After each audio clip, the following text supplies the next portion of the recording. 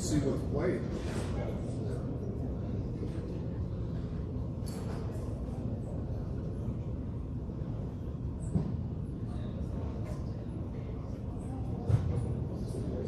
I'm hoping that there's a waterfall. They come in the fall. There's usually something around that time.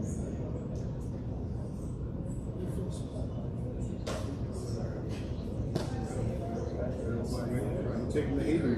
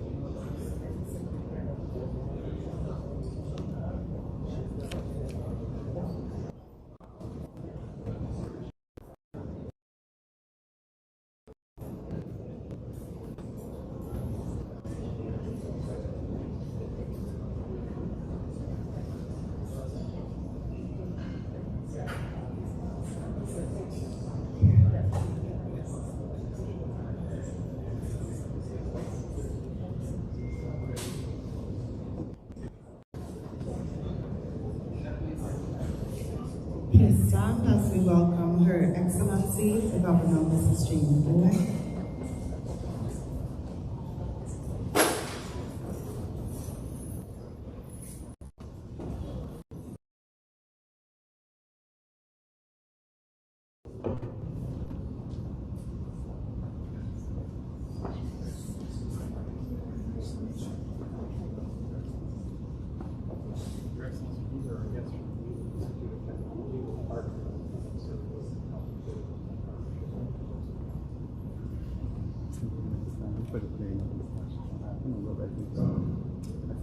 And before they welcome? Yeah. Oh, you want her in the front right now or here? Here.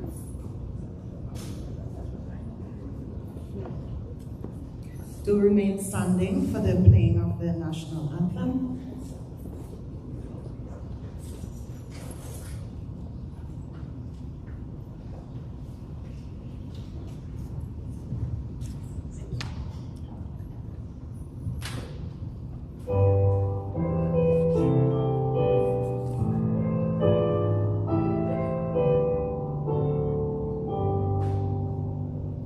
God save our gracious King,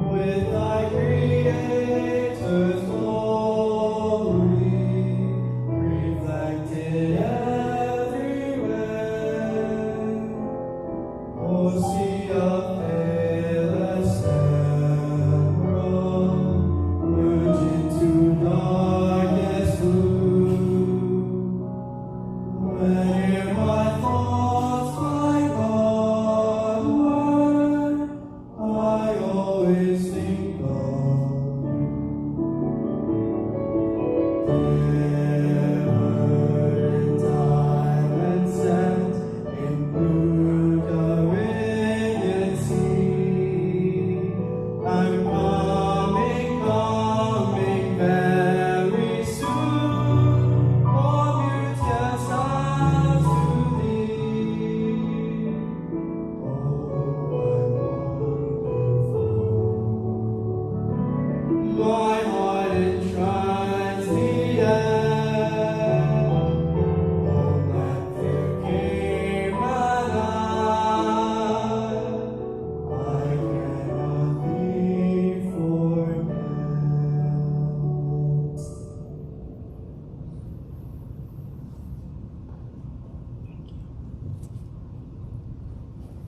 Thank you. Please be seated.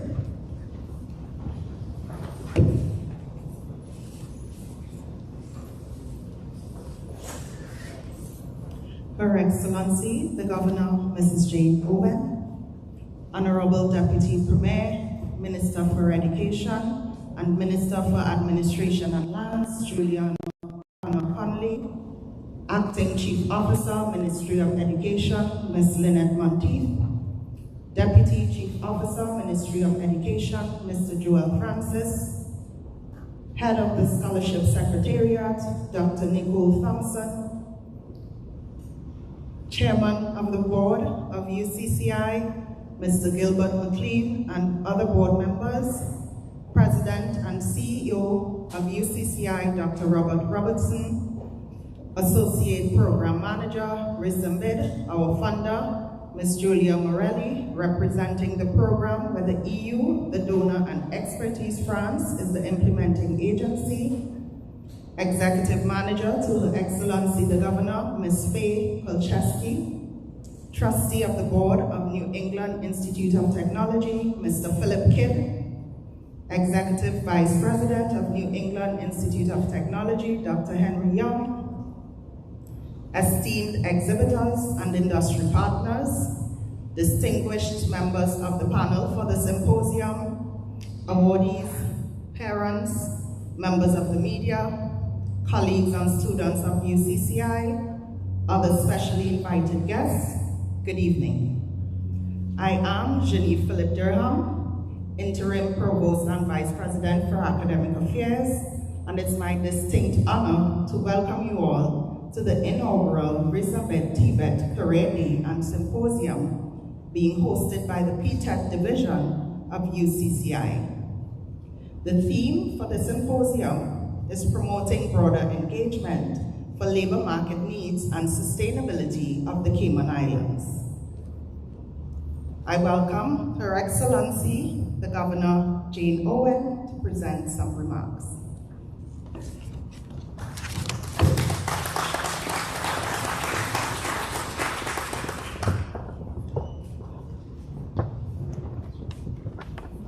Thank you very much.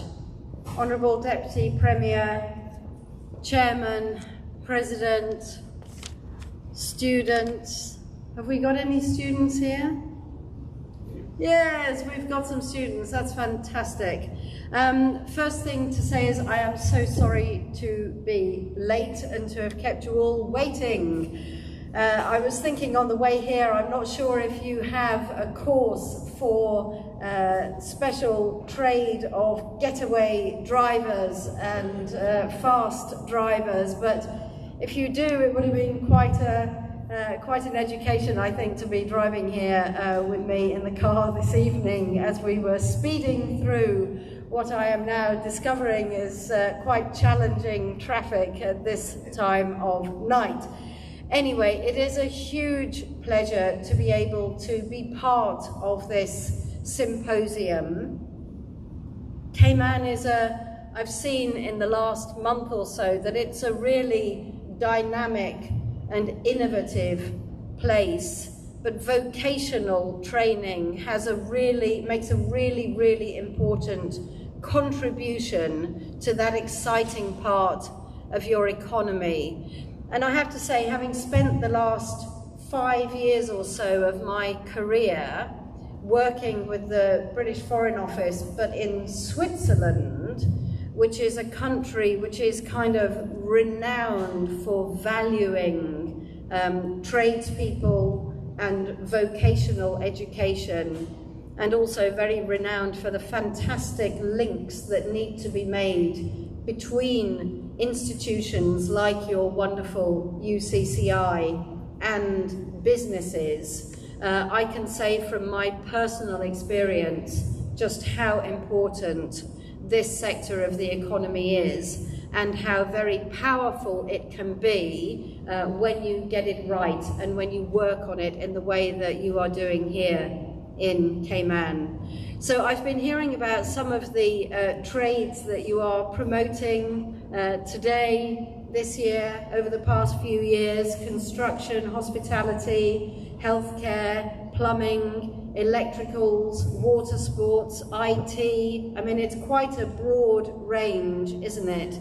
And I can see that the sort of quality that you are able to produce here at UCCI is enabling your students to get jobs, good jobs, not just here in Cayman but around the world. And you know, if you talk to most people in London, where I've just come from really, they will tell you that you can make a lot more money as a plumber than you can if you are graduating university with a great many of the academic degrees these days. So you know, these trades are a good way of being able to support not just the economy, but also your family.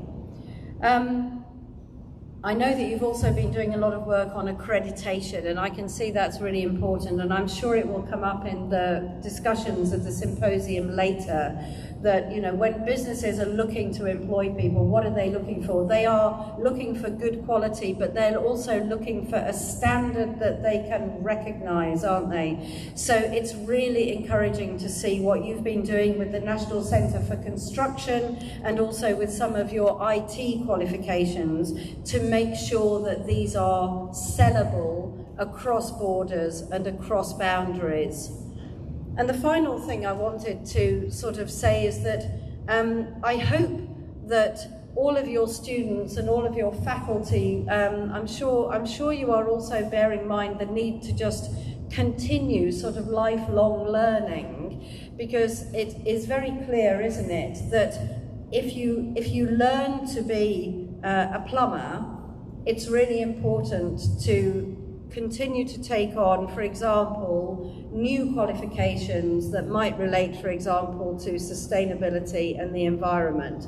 If you learn to be a mechanic, you're going to have to be quite good at IT as well, aren't you? If you're going into the hospital industry, you're probably going to need to know how to use telemedicine. And I can imagine that if you're dealing with tourists, you probably need to be quite good at behavioural sciences to figure out how to cope with them. So it is true, isn't it, that it's true in academia, but it's also really true in the vocational sector, I think, that these cross-linkages between one trade and another, or one skill and another, are becoming more and more important. And I think we're seeing that all over the world. So it's really encouraging to me that you're talking about all of these things in your symposium.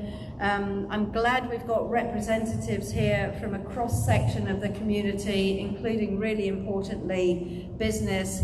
And I can say from the point of view of the Governor's Office that we will continue to support UCCI and to see what we can do, because exchanging support and exchanging experience and exchanging opportunities between the UK and Cayman is a really important area where I think there is more to be done. So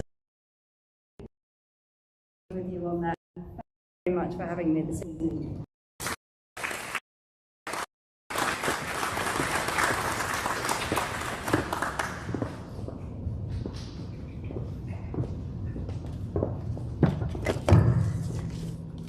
Thank you very much, Your Excellency, and we do accept your apology. We can all relate to the traffic situation, which incidentally, it would give us an opportunity to consider sustainability initiatives like Park and Ride. So we're all good. Let me welcome now our Deputy Premier and Minister, Ms. Juliana O'Connor.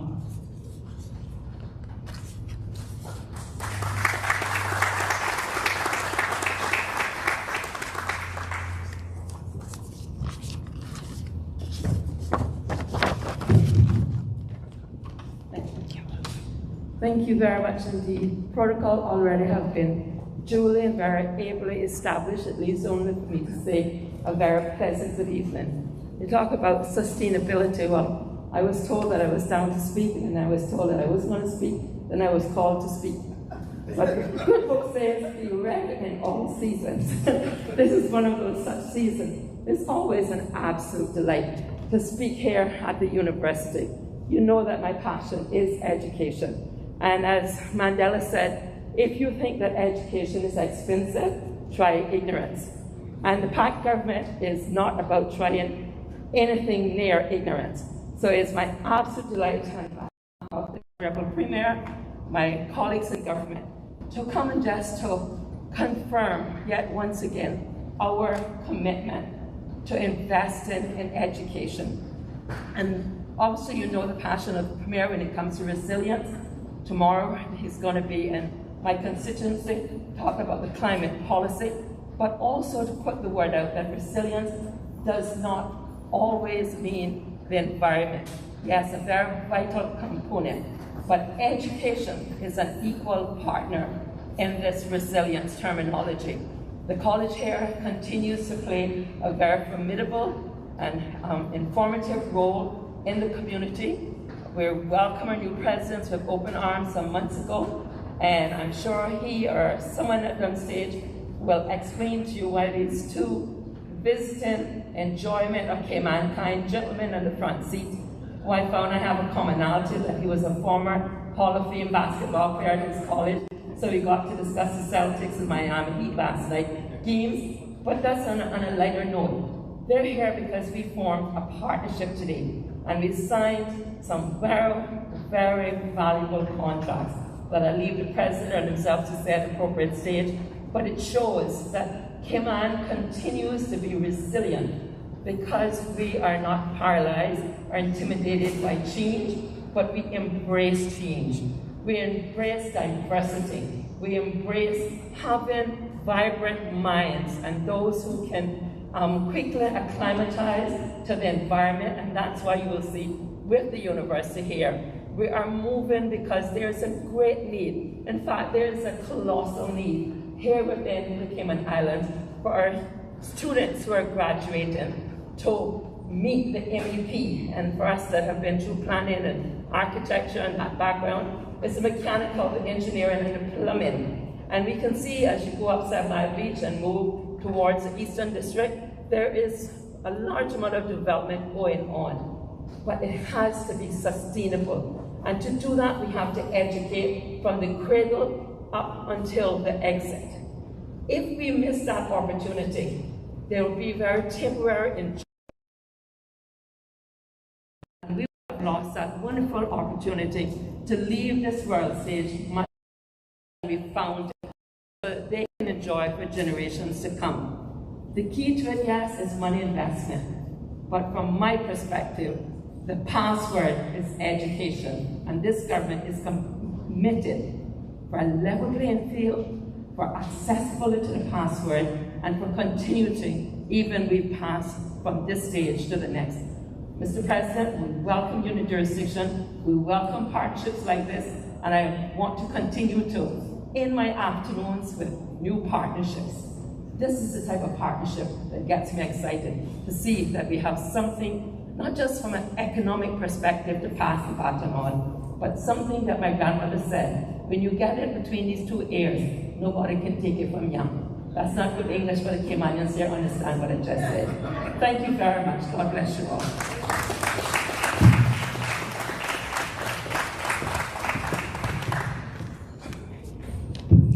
Thank you, Madam Deputy Deputy Premier, and we're just keeping straight with the theme of resilience. As islands and islanders, we always have to be ready to respond to climatic disasters and other shocks, always be ready to bounce back. So thank you for that excellent introductory remark. And with that, we go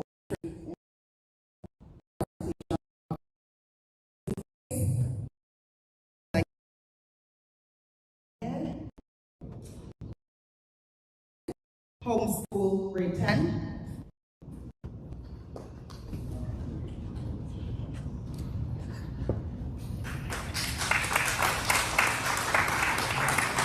Can you please join me so that we can participate in, and Her Excellency, yeah, thank you. Danielle Cooper, Cayman International School, grade 9.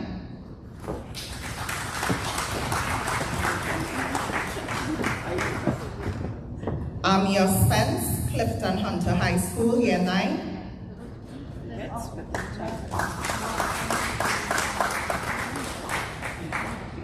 Dejournay Simmons.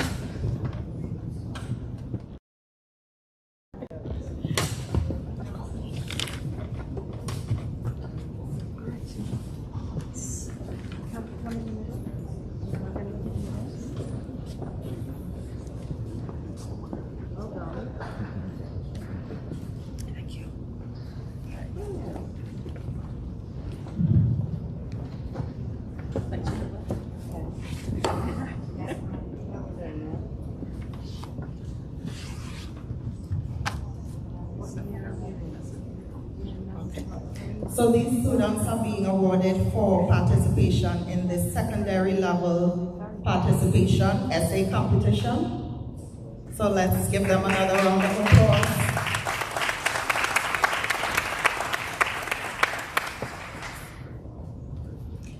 And on to the announcement of the winners. In third place, we have Amia Spence once again. Please join us.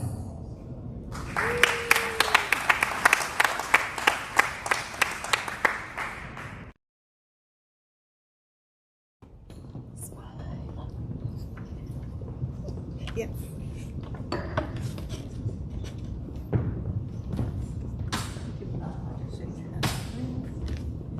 Well done, third prize. This is brilliant. Come on, we're having a photo.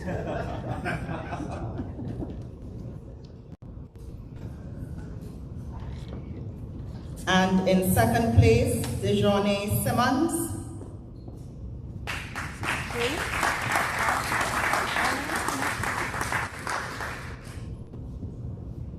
Is someone here to collect on behalf of Dejournay? Okay, and we have a winner, so drum roll. In first place, we have Danielle Cooper.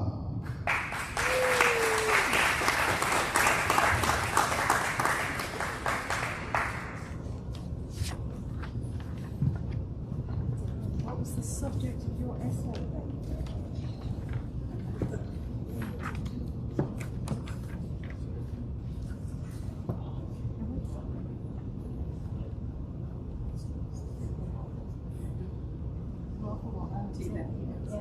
And we said absolutely yes. Oh, no matter. Dr. Bob.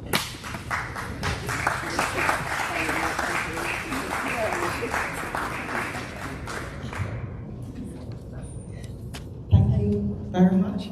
And congratulations to all the winners. And now, we're on to the participation certificates for the tertiary level participants. Carolyn Wright Aguirre, University College of Cayman Islands.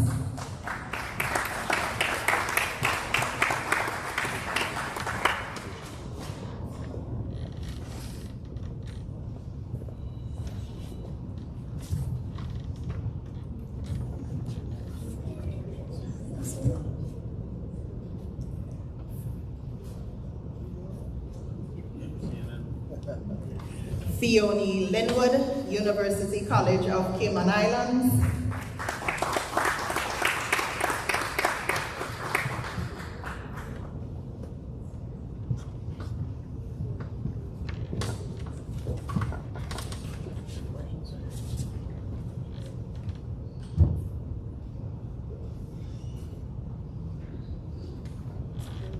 And Amelia Scott, University College of Cayman Islands.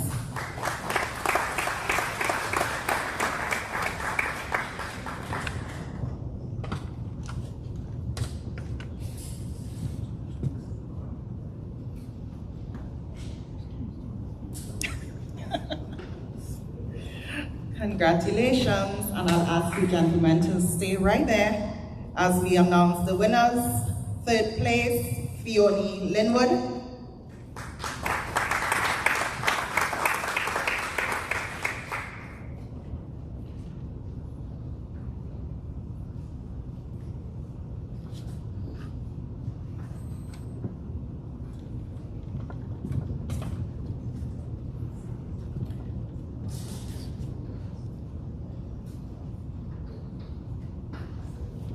Congratulations.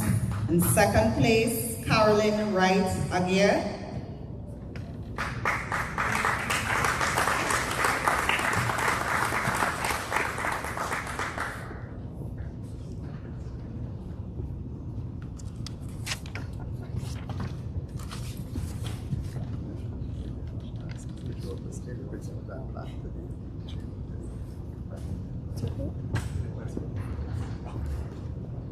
And in first place, drum roll, we have Miss Amelia Scott.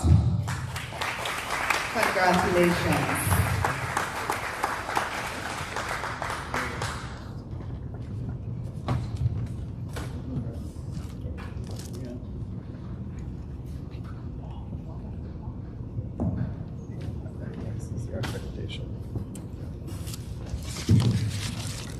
Thank you, everyone, and congratulations, Mr. Francis. And ask you for your patience to present our president with our NCCER accreditation. This is a major milestone for us here at UCCI, and we really wanted to share that with you all here this evening. So,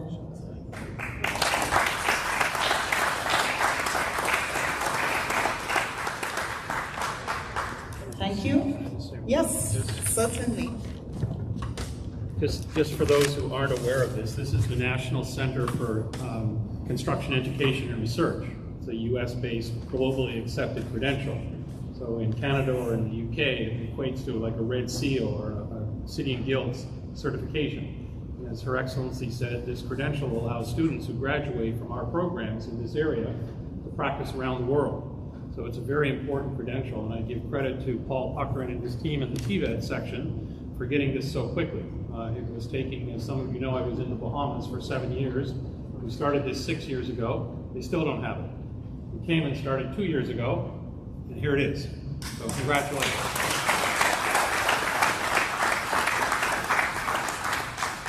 Thank you, Mr. President.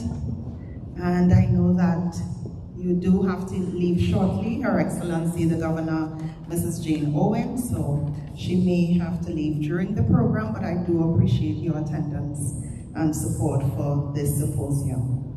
So next on the agenda, we will hear from Ms. Julia Morelli, RESEMBID Associate Program Manager. And as you know, she will be joining us online, so I think she's already standing by, and she's representing the program where the EU, the donor and expertise France, is the implementing agency for the RESEMBID project.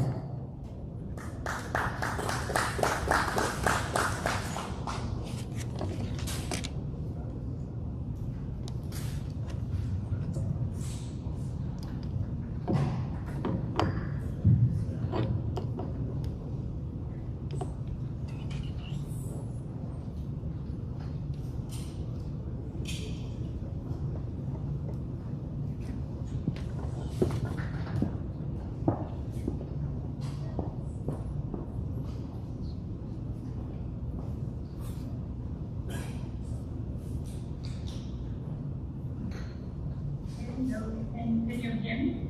Yes, not. I'm not sure if you can hear me or see me.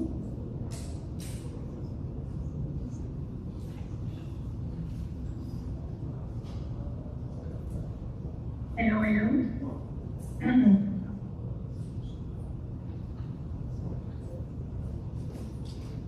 Okay. I assume that you can hear me or see me.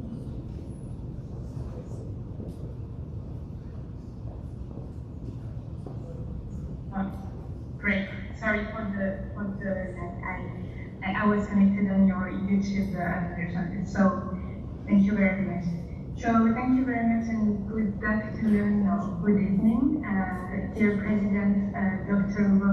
Robertson, dear Interim Provost and Vice President Dr. Philippe Duran, Her Excellency Governor Jane Owen, Honorable Deputy Premier Juliana O'Connor-Conley, dear representatives of the UCCI and of the government of the Cayman Islands, dear UCCI team and partners, dear students and guests. On behalf of the RESEMBID team, I would like to thank you for the invitation to this event today and to express our regret to not being able to join you and to witness this event today. I would also like to extend our congratulations to the UCCI on the organization of this event and on the successful implementation of two very meaningful projects addressing the topics of renewable energy and sustainable development, but also on a broader range of activities and sectors, as mentioned earlier by Governor Jane Owen. So allow me to share a few words about RESEMBID for those who do not know the program. So the RESEMBID program focuses on the thematic areas of resilience, sustainable energy, and marine biodiversity. EDF envelope of the European Union and is implemented by Express France, the French International Technical Cooperation Agency. So the RESEMBID program directly supports the sustainable human development efforts in the overseas countries and territories of the Caribbean region. So I am sure that today's event is providing lots of opportunities of growth for students, workers, and members of the community in general. However, it's not only a networking event or a simple career fair. It is embedded in a larger series of initiatives projects that clearly show that the Cayman Islands, both through the will and action of the government and of the UCCI, is a regional champion in a context that we all know is really rapidly as we see the COVID crisis, which had a major impact on the life of the community. So, in addition to developing and successfully initiatives aiming at providing new opportunities for the Caymanians, the Cayman government and the UCCI are also indeed main players and key actors in building the resilience and green transition of the Cayman Islands. By gathering together school children, students from different grades and backgrounds, technicians, professionals, as well as industry and business partners, and experts from all the relevant sectors, I hope I forgot no one, are the now and the future of the Cayman Islands. the UCCI is making concrete steps towards a more prosperous future for the current and future generation. So we are confident at RESEMBID that this event is a great success and will have a long-lasting impact for its participants and bring benefits to the whole community. So at RESEMBID we are very proud to be supporting those in the and in the region. And I would also like to give some special congratulations to all the students who participated in the posters and congratulations for and thank you very much for attention. Thank you.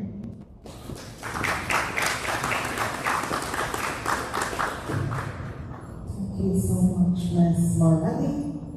And with that, we get to the most exciting part of the evening. And I would hand you over to Associate Professor Dr. Stephanie Fullerton Cooper and Special Assistant to the President and CEO, Dr. Peter Paul, who would take it away for the symposium for the rest of the evening.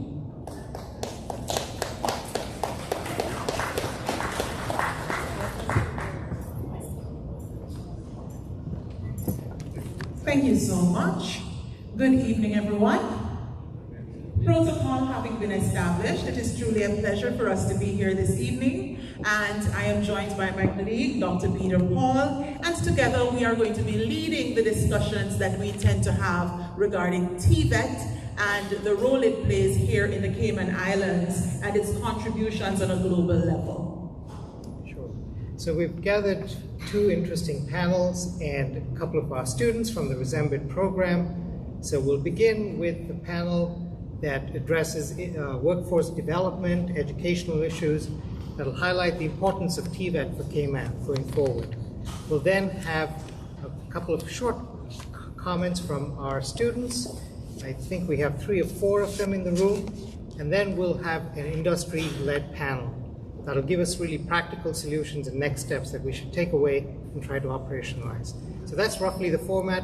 We'll certainly provide an opportunity for each of you to ask questions.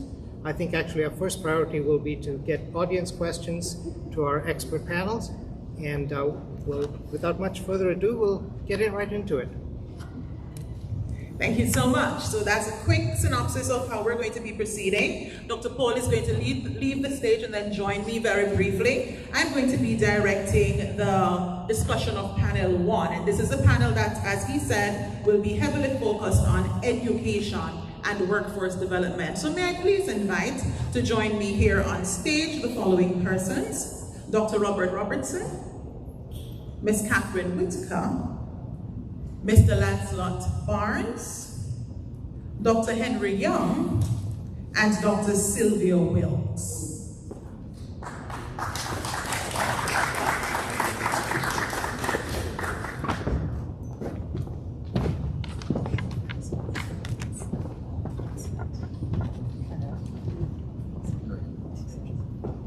Please, may I invite you to take a seat, please?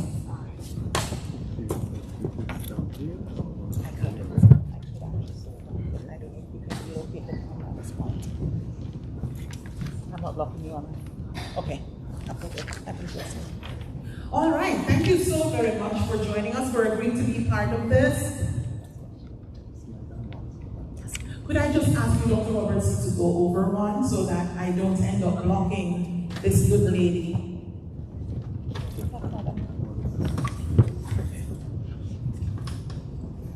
Wonderful. So you noticed I called everybody by name, but I didn't indicate their position. I'm going to invite them to introduce themselves individually. They'll tell you what their roles and positions are, how it is that they are associated with TVET, and we'll just get the conversation going from there. Because I'm closest to you, we start with Absolutely. Awesome. Because you're a lady. Okay. It's lovely to be here. I'm really grateful to be here. My name is Sylvia Wilkes, and this is so real for me because in terms of resilience, UCCI was the place where I became resilient where education is concerned, because I didn't do so well as relates to education. And it was when I came here, it was community college at the time. It was when I came here so long ago, I won't tell you which year, that I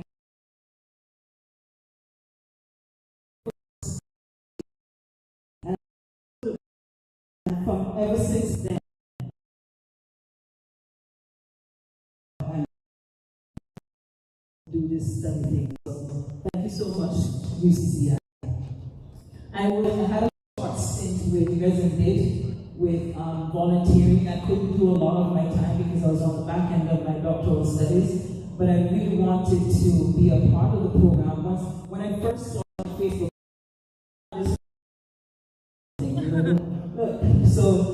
but when my cousin was like, yeah, she applied for it, and they were like very stringent, and I was like, oh, this is really something serious. So I volunteered, so I was here for a short time and was able to interact with some of the participants and was able to have a conversation. So my part of it was to help, encourage, and empower those who were part of this program and share my own experience. So I'm really grateful for having been a part of it in a short way.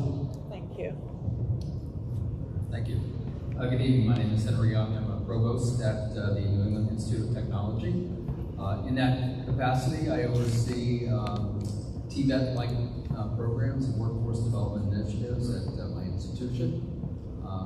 Very excited to be here yesterday, today, and tomorrow to continue a long history that we've had with Canadian students who have come from UCCI to our institution and articulated into our programs and completed their education in the United States.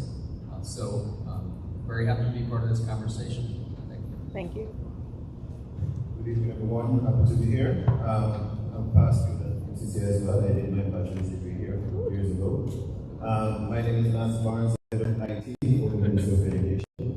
I'm responsible for the largest network in the Canadians, and we manage the most devices in the Canadians, almost 80,000. So I have a team of 16 staff members, and some of my staff actually taught them here at UCCI. Oh, wow. And I'll go more into that. We're trying to encourage young people to do some of the practical courses, the A+ courses and so forth. So as I go along, I'll provide more information about that. Thank you.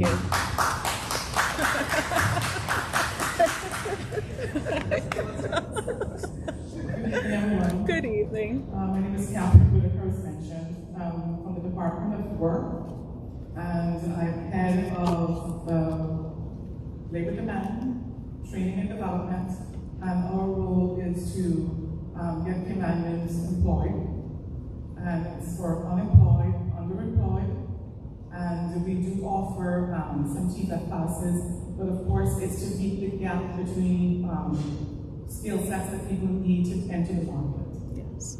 Thank you. Good evening, everyone. I'm Bob Robertson. I've been with UCCI now as president for the last 7 months.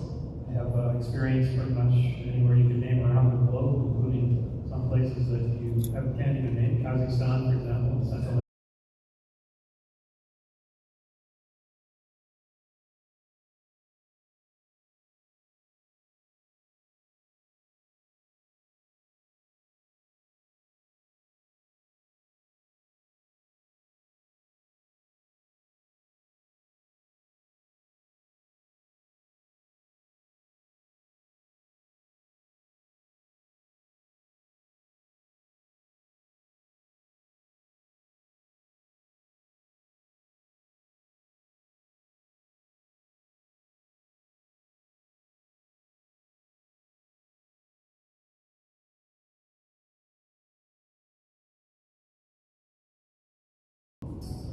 Food industry, restaurants.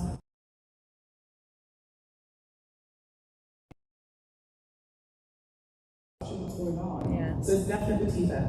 So in terms of NCCER, y'all are definitely on target. And of course, after that, then comes those skills and jobs that have to do with tourism. And then after that, of course, comes administration. We can track, we do track all the way down in terms of industries, but we stop at the top 10. Okay. And like I said, construction and accommodations, those leaning toward tourism, have been trending and leading the pack from January this year. Thank you so much. So one of the phrases you'll hear in many parts of the world is if you learn a trade, you earn a living. And so you have the capacity to make money, and that's precisely what you just heard in terms of the work permit. So I think it's really important to recognize that. And the other thing I wanted to mention is when Her Excellency was here, she talked about the requirement for, life. $100,000 new Mercedes-Benz, and there are many of those on the Cayman Islands.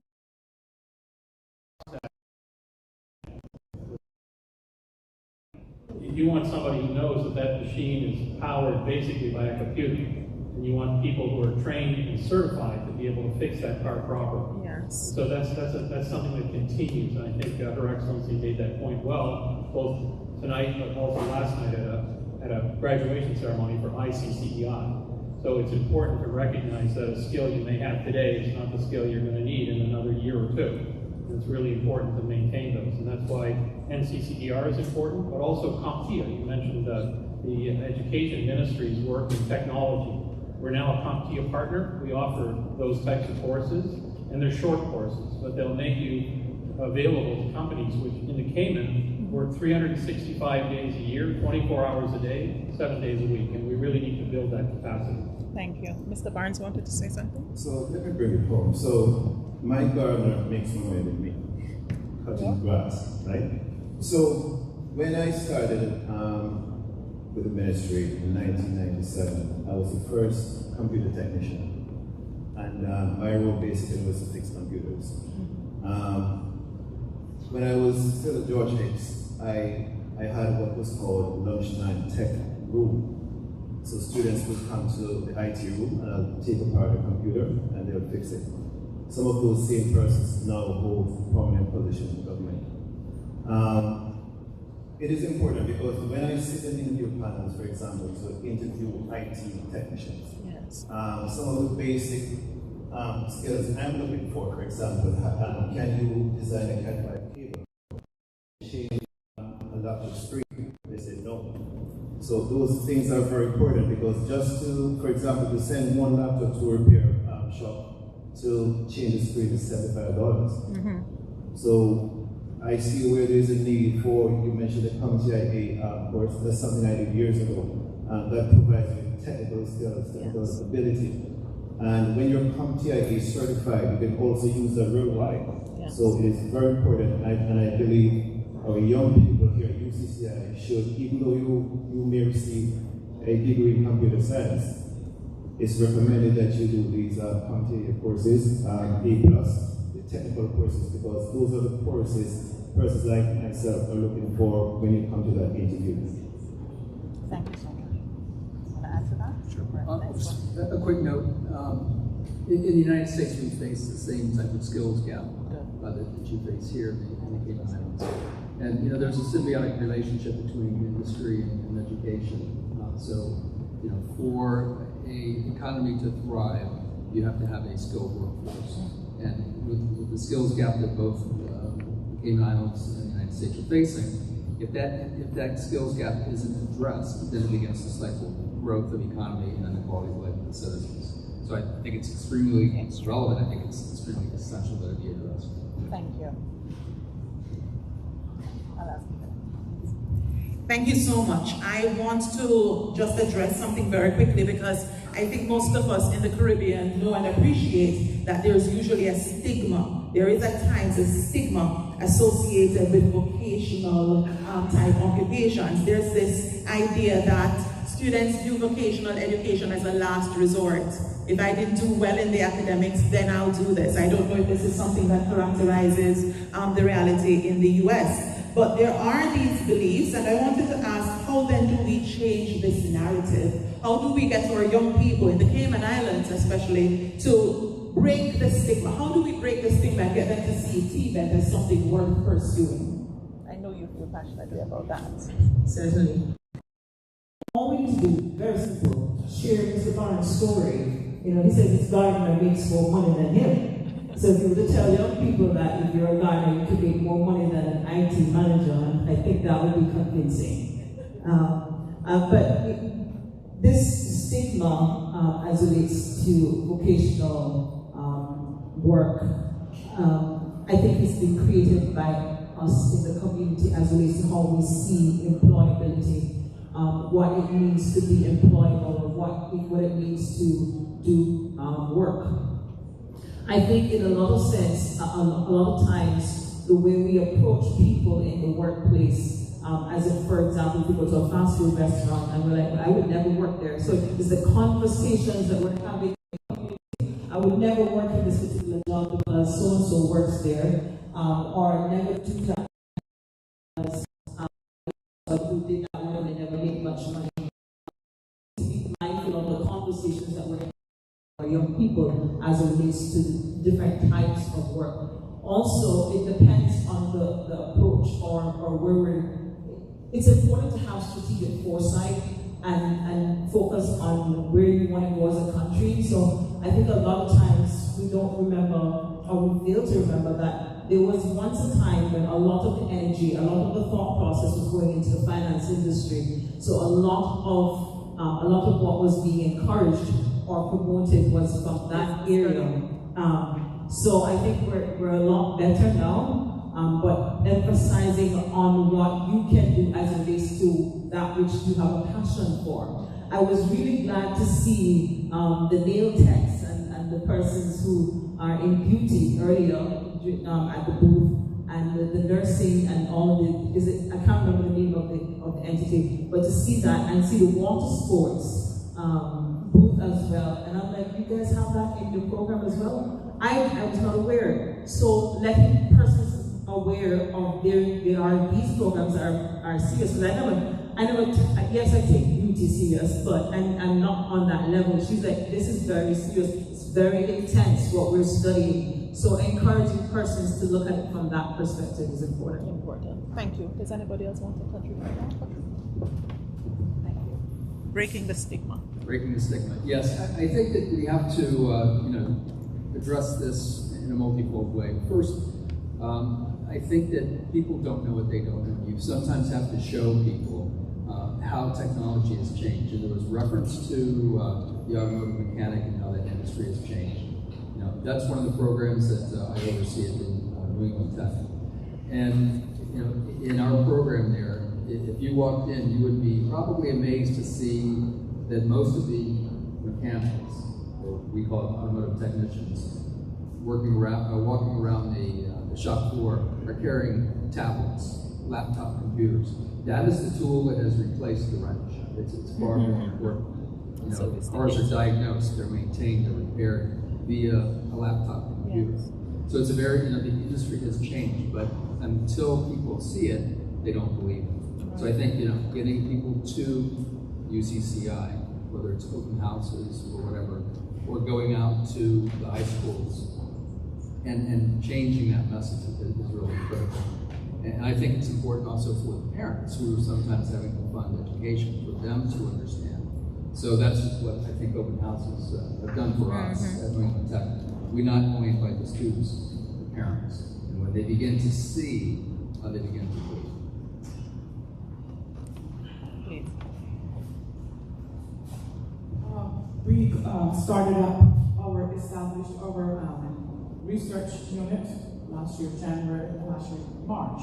And so we have been mining the data that we have. Yes. Because of course, immigration has lots and lots of data. One of the things that we started to do this year, because we also got an outreach coordinator, we have been going to high schools, for example, John Gray, Clifton Hunter, and sharing that information. We want to get down to the end user, which in our opinion are the students. Material and saying these are jobs.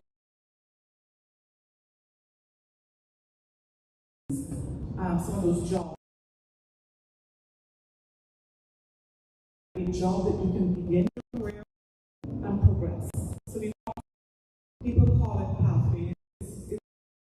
is what it is.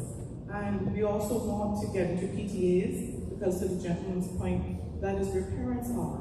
And of course, parents come with a lot of fear about their children and their children's future. And so it's for parents to support their children's choices. I taught, so I know when somebody who's a young person wanted to be a mechanic, and that was his choice when he chose his subjects. He went home and overnight, he came back crying. You know what happened? His parents were not in support of him being a mechanic. And it's like, what do? You have to go back to the drawing board. And so things like this happen, so we decided with the information that we have, we're going to get to the students first. So I gave an example when I taught here, computer applications. Students completed the course, and that was it. And I said, you know what, every student must do the A+. So I believe more emphasis needs to be placed on these subjects within schools. Yes. You know, not just the room or the back with, you know, a mechanical. It needs to be part of the curriculum. Yes. So students understand exactly where this can take them. Thank you. Thank you so much. Thank you so much. And you know, one of the things I'm very happy to hear you say is that we're going into the high schools and the primary schools, because very often we don't need TVET until we get to the tertiary level. But perhaps one of the things we need to consider is, do we need to introduce our young people to this even earlier, so that later on they already have an idea of what TVET is all about and they're able to see it in all its dimensions. So if I could just focus on you for a moment, Dr. Young, because you are the person here who is our resident foreigner, as we like to say here in the Cayman Islands. If you could just tell us about government policies and other policies that might exist at your institution, the New England Institute of Technology. How do these policies support TVET programs and the advancement of skills at your university? In other words, what are some things that you do that we can perhaps think of adapting? That's a great question. The college is in the state of Rhode Island. And at the state level, again, facing the skills gap crisis that we've been referring to, the state has invested in a number of programs to help high school students begin to experience TVET coursework. One of those programs is called the Advanced Course Network. And in that program, students who are in high school are able to select from a variety of courses that we offer on campus. And funding is made available for them to travel to our campus and take 1 or 2 classes every academic term. So that's a great opportunity for them to experience a TVET type class, experience success at the college level, and also do some exploration. They may be interested in 3 or 4 areas, so they get to test the waters. And quite often, they find an area of passion, and then we'll see them, a year or 2 later, matriculating to our programs. I think that's a very valuable opportunity. The other thing I would also say is, there's a symbiotic relationship again between industry and educational institutions of higher education. So there's got to be a constant, strong partnership between universities like UCCI and industry to make sure that the colleges are getting feedback on what are the emerging trends in technologies, what are the expectations of graduates from our programs. So I think really it's not just government, but it's also working with industry and having industry invest, and that can manifest in many ways, whether it's internships, scholarships, doing guest lectures, out to a facility to see how they operate. All those things that help open the eyes of students early are really critical. Yeah. Thank you. Thank you so very much. Some very important points raised there. Just a few minutes ago, we rewarded our students who participated in the essay competition. Earlier today, we had a poster competition where we rewarded those from the primary school who participated. So in a small way, we are trying already to reach those students. But I draw attention to one of the student essays. In this essay, the student said that vocational training, vocational education often focuses on one specific skill, which might mean that students are not as rounded as they should be. in terms of soft skills when they leave TVET programs. This student writer also quoted UNESCO, who in 2019 said, in essence, that TVET lacks entrepreneurship training. And he quoted UNESCO, which said that even if entrepreneurship training is offered, it's usually not very deep, it lacks depth. What are your thoughts on this? To what extent do we, both those in the industry and those in education, have a responsibility to ensure that those who do TVET training happily marry the hard skill and the soft skill? Soft skill like their communication skills, their critical thinking skills. Are you seeing a gap? And if you are, how do we marry them? How do we ensure that we get them where they need to be? Who'd like to take that one? Thank you. As I shared before, work in this unit, of course, has to do with employment of Canadians, and we understand the importance of a vibrant economy. So those are two streams of, that's our mandate, makes up two quite different streams. When we offer program, like I said, we're making the persons ready for the workforce. And one of the things that we do is to address soft skills. So we do communication, we talk about interpersonal relationships. We also, we talk about budgeting, we talk about health insurance, life insurance. Of course, we do resumes, we talk about interviews, and we also counsel persons. People have access. Some of our programs have a counselor on duty, especially those for younger persons. Young people do have some trauma in their life that they need assistance with, but we do counsel people, and we don't give up on people easily. We chase them out the door, we give them time to come back. We offer, our officers make themselves available. In the event we say to employers, when they do go to work experience, etc., please call us first before you decide to not allow them to come back. Because sometimes people are not very good at expressing themselves and telling people, this is the way I'm acting today. Some people do need assistance. So we do offer counseling, we do offer trying to help people improve their soft skills. And then, of course, we give them some skills as well, as I say, to enter the market with, whatever it is they would like to do. For example, the course that Sylvia is talking about comes of Command Career Academy, Ms. Jackie Smith. And it's quite a lot to do with beauty, whatever beauty entails. And there's also training there for persons who desire to have their own spa. So there's staff management as well. So we do try a number of things to get Canadians on the road to employment and self-employment. Wonderful.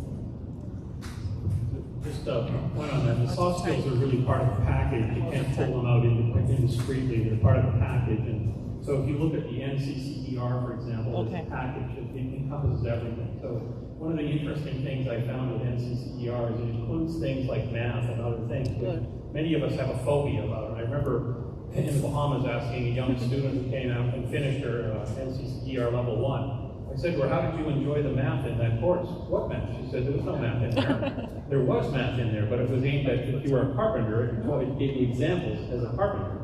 It wasn't called math to make her afraid, it was called skills in carpentry. Okay. And she didn't even notice that it was a math course, and she passed it. And so the NCCER is really good about hiding things like that. Soft skills, for example. Soft skills, if you're not really interested in talking in front of people, might be hard for you to do. But the NCCER kind of includes things like that. It looks at it as a holistic picture. And I think that's really important. If you pull something out, somebody gets fearful of whatever it happens to be. Thank you. And as an English professor, I'm beginning to think, what do I call English to get my students to not be afraid of writing these essays? Ms. Wilkes has a comment? I have a personal opinion as relates to soft skills. I think that, and I know young people are not going to like me for this, but doing chores and being responsible from early helps, being disciplined, because a lot of times what the challenge is persons are not disciplined in terms of managing their time, managing their activities. So if we can get them to be very disciplined from very early within the home, then that would work. And get them involved in constructive activities, like for example, volunteering in different activities. I personally believe that all young people should sign up. When they sign up for school, they should be registered in some constructive activities. So nobody should be, we shouldn't have anybody that's not involved in pro-social activities. I agree. Believe it or not, we're out of time for this panel discussion. We need to have some of our RESEMBID students come and share their experiences with you. But even as they're preparing to come on, I have one final question, and I'm especially going to invite Dr. Young and Mr. Barnes to comment. What new and emerging technologies or practices are aiding in the upskilling of young people in Tibet? What are some new things that we might not even be aware of in the field of IT, just coming on stream, that we really should be focusing on? Artificial intelligence, ChatGPT. Yeah. Things are much different now from when I started at George Hicks 26 years ago. For example, our IT folks in here, you know, when you're programming your Cisco switches, right? Everything is now web-based. Okay. So everything is from your smartphone. And so I believe as IT persons, we have to stay abreast of changes every single day, because things are changing so fast. I just discovered in my truck yesterday, I could just talk to my truck and dial the telephone number. I didn't know that. Okay. You know? So things are changing every day. We just have to stay abreast of it. Thank you. I would echo the comment on artificial intelligence. You know, ChatGPT has, you know, it's a double-edged sword. It can be a great tool, but you know, at the academic level, we have to protect against, you know, the issues that come along with that. But we also look at artificial intelligence as a tool, not just for creating papers, but also as a tool for coding, for instance. Right. And the landscape in IT is changing with the use of AI as a tool. So we are taking a very active approach, embracing it.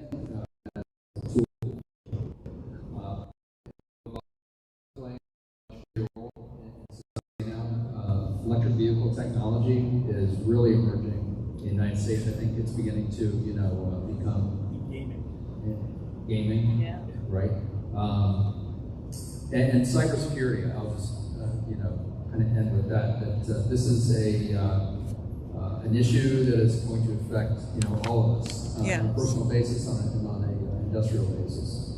So, we have invested, quite heavily in our programs in cybersecurity that would give, our students the opportunity to experience a simulated cybersecurity attack, real time, very real life. And so, I think it's going to be a challenge to stay ahead of the curve, both as institutions of higher education and as individuals, which gets back to the comment on continuous lifelong learning. We're all going to be subject to that. Thank you so much. So cybersecurity, AI, these are things, robotics, that we need to be looking at. Can you just put your hands together and help me to staff? The members of our panel, Dr. Robertson, Ms. Whitaker, Mr. Barnes, Dr. Young, Ms. Wilkes. Thank you so much for being part of this. Thank you so much for participating. May I invite to join us on stage. We are in a race against time, so I'm moving right ahead. The RESEMBID students at UCCI, I'll invite Dr. Paul to please just invite them to join us, please. Sure. It would be terrific if we could have Mr. Chad Range, Ms. Kristen Martin, Mr. Gary Franklin, Mr. Timothy Oliver to just join us on the stage, please. Okay.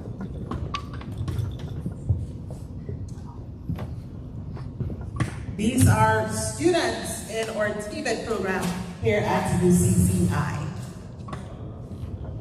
Please. Did we have anyone else? Please have a seat. Thank you. Nobody else? No? I think we just got two. Okay, I think we've just got the two, so we are going to jump right ahead. Dr. Paul, may I ask you to please start us off with the relevant question? Sure, I think it's just an informal chat. All of us want to learn what made you join the program, what was the inspiration, what you hope to achieve, a little bit about your story, and introduce yourself. Good evening, everyone. My name is Garrett Franklin.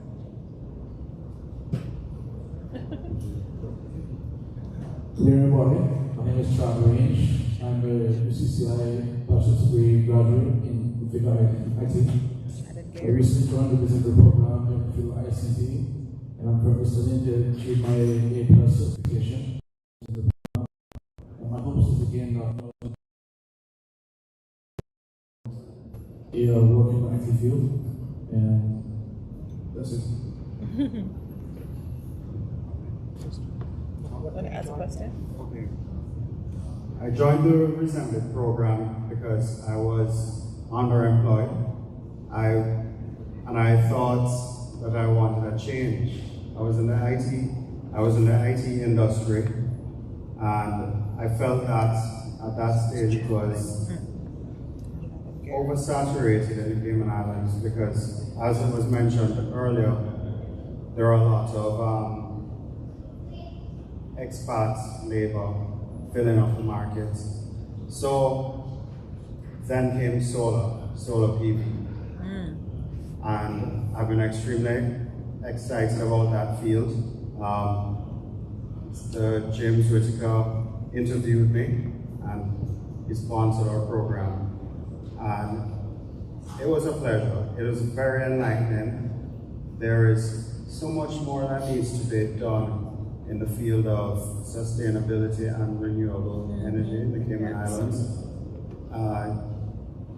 After doing the course, I've also realized that we need more buy-in from the local community, not just the wealthy individuals who can purchase a solar system in one go.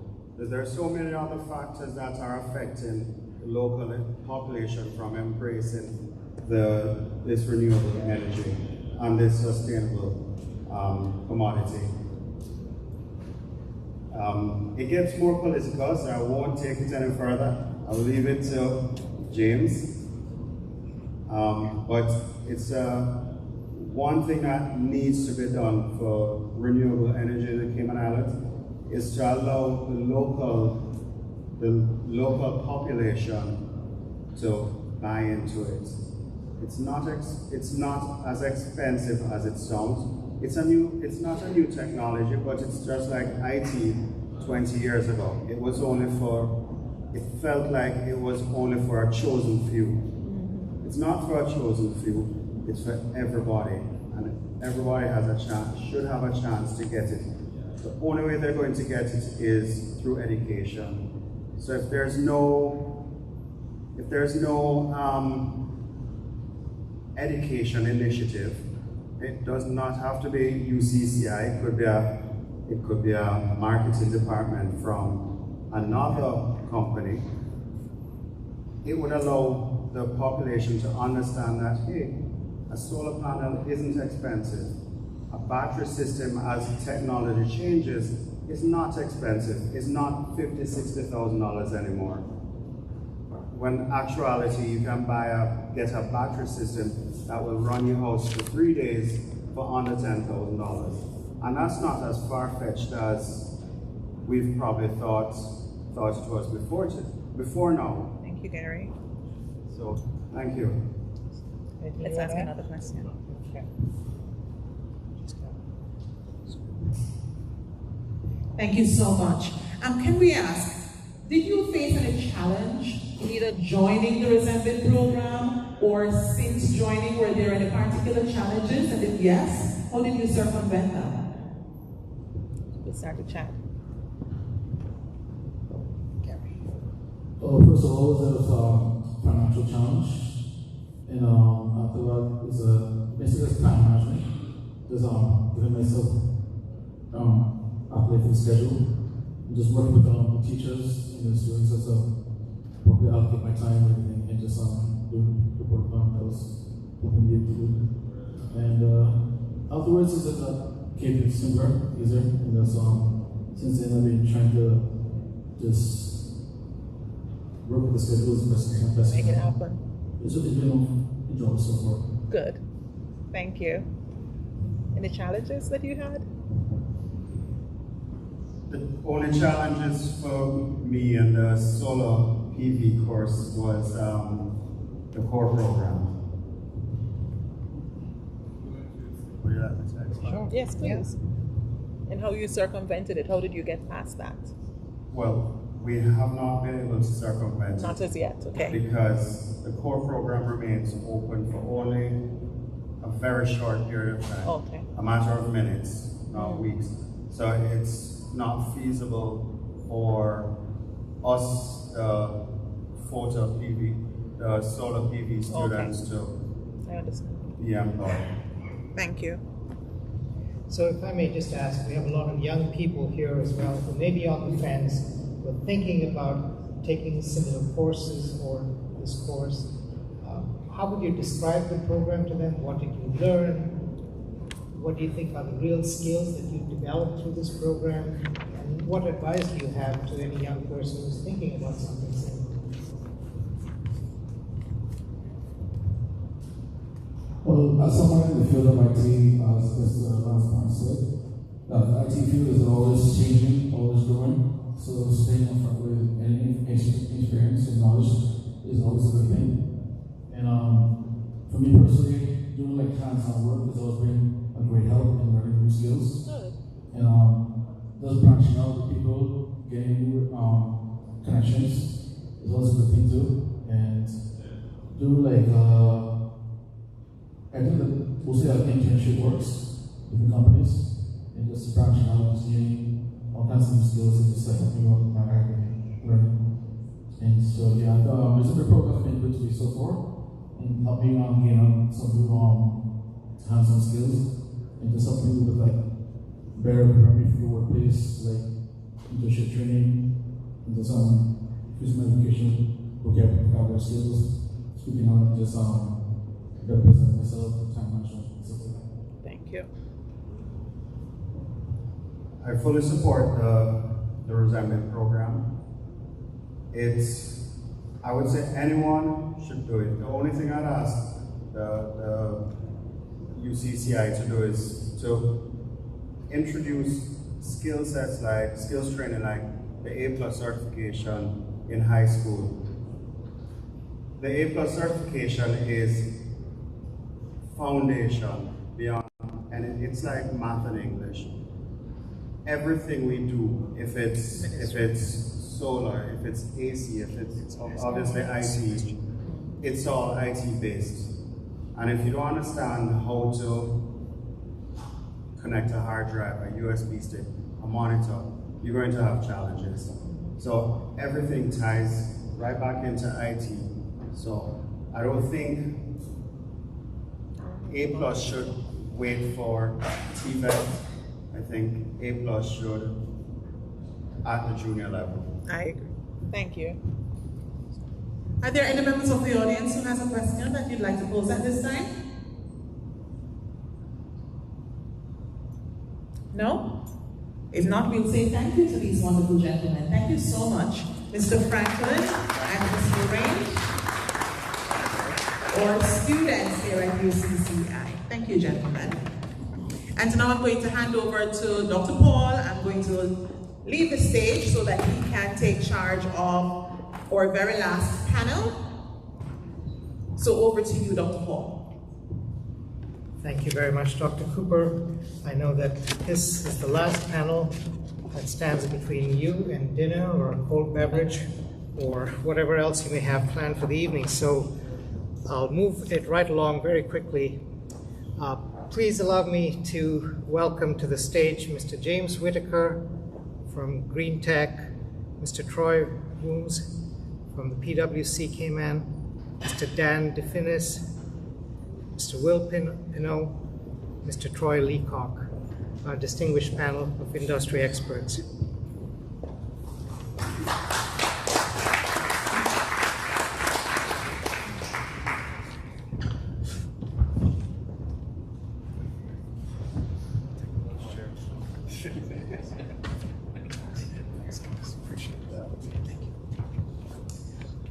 Welcome, gentlemen. Thank you. So, just looking at the profile of the men on the stage, I think we're not going to discuss about women's involvement in TVET. And we may get to that. That's an important question to get to. But let me start with, we heard in the earlier panel that there is need for better collaboration, partnerships, coordination between educational institutions, high schools, UCCI, and industry. If you were to close your eyes and imagine what this partnership may look like in very practical terms, what does that look like? We've got people from the ministry here, we've got UCCI people here, we've got young people. Tell us what this might look like to make it really vibrant and meaningful for you as industry people. Who wants to start? All right, I'll start. Hi, my name is Freddie Clark. I'm here tonight. Thank you very much for the invitation. Please introduce yourself too, yes. I'm the current president of the Cayman Islands Tourism Association. I also have two small businesses in the tourism sector, a restaurant and a private boat charter company, water sports company. But I also talk to a lot of CETA Tourism Association members in hospitality, accommodation, the restaurant sector, transportation, etc. I think that there are two things that are missing. One is that ability, and the lady from work spoke about getting people that are maybe on the fringe now that are not as employable as they should be to get them employable. And I think that's a specific task that we need to address. And I think that the main missing link there are the soft skills, time management, discipline, punctuality, those kinds of things, regardless of what industry we're trying to get them employed. And then there's the upskill. So, for example, someone may come to me as a boat captain and they have the ability to drive a boat, but they don't have the tour guide type skills. So that upskilling, and I'm sure the same thing in the construction industry as we upskill. Same thing with food and beverage. You start as maybe a busser and moving up. So getting people employed and then getting those that are employed, raising that skill. One of the things that was really interesting was to hear reference to how many different you can get. So, if I was looking for a course for one of my employees, where do I go? And I would love to have a website that is called like Education in Cayman, that if you're 21 years old and you want something in time management or budgeting or soft skills or guides or becoming a tour guide or whatever, these are the options that you have, whether it's a chamber course, whether it's Cayman Islands Tourism Association, whether it's a UCCI course, whether it's an Inspire Cayman, or this or that, where we can actually get that information. The other thing is that my business is, I'm a very entrepreneurial person. The tourism industry has a lot of small micro businesses. So you'll get a Caymanian who will buy a boat or will buy a bus and they're in business. They know how to drive a boat, but they have no idea how to manage, how to do business management, for example, or business accounting. So again, as we have entrepreneurial studies, how can we make sure that they are successful with learning all the skills around running a business? And these skills need to be taught at night. You cannot tell someone that's trying to run a business all day, finishing at 7 o'clock in the evening, that they've got to come to a 4 o'clock Thursday afternoon course. It just doesn't work. They just don't do it. So we've got to look at how we bring these skills into the workforce at a time that's convenient for people who are working. So it's not just the unemployed, people who are students that we're trying to get employed. It's how do we train those who are already employed and upskill them. My name is James Whitaker. I am the CEO of Green Tech Solar, which is a local renewable energy provider here in Cayman Islands. I'm also the president of the Solar Association, and I'm also the chairman of the Government Energy Council. So my expertise and experiences in the field of renewable energy. To answer your question in regards to the high school and the college, I think one of the things that we try to do and we need to do more of is educating high school level kids about, the concept.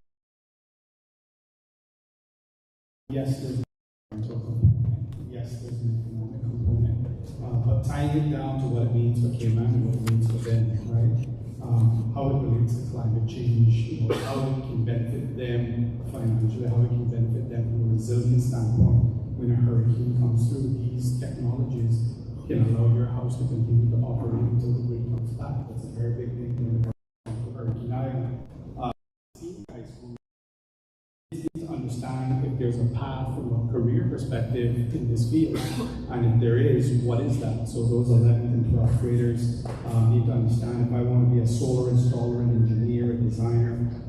One of the reasons why renewable energy is the fastest growing job sector in North America, bar none, it's not accounting, it's not finance, it's none of that, it's actually renewable energy, is because it has such broad access. You can be an engineer, or you can be someone with a high school education that has a certification in renewable energy, or you can work in the office in administration and management.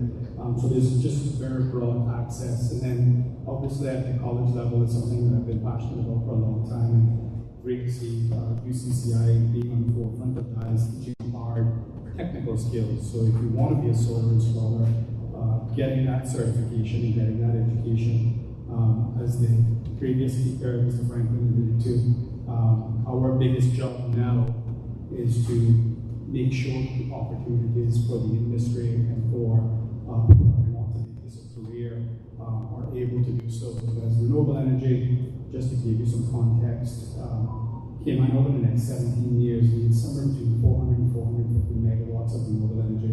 In 12 years, we've achieved about 17 megawatts. So that tells you the scale of where we have to go over the next 17 years. And I don't know too many industries outside of the big three, finance, tourism, and development, that are going to spend somewhere between 1.3 and 1.5 billion CI over the next 17 years. And so there's a lot of opportunity. There should be 2,000, 3,000, 4,000 jobs created in the sector, but it's on the government and the decision makers to make sure that those opportunities are available. And it's a good part of what we're doing here is to make sure that when those opportunities are available, that locals are trained and able to get those jobs. Good afternoon. Troy Worms. I act as the Director of Public Works. I was a former student of UCCI, a former student of New Technology, and a former student of Mr. Henry and right here.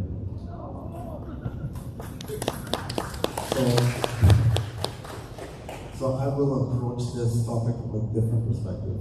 And for me, what that means is that it's important to know the difference between a fact, an opinion, and advice.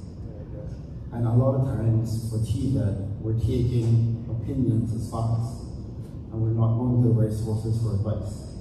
So if you want to be an engineer, talk to an engineer. If you want to be a doctor, talk to a doctor. If you want to get an education, come to a college. If you want to understand TVET, speak to someone in the industry. If you want to be a businessman, speak to a businesswoman. If you want to work for someone, speak to an employee. So it's just breaking it down for the perspective of who you're talking to, who you're listening to, and where you want to go.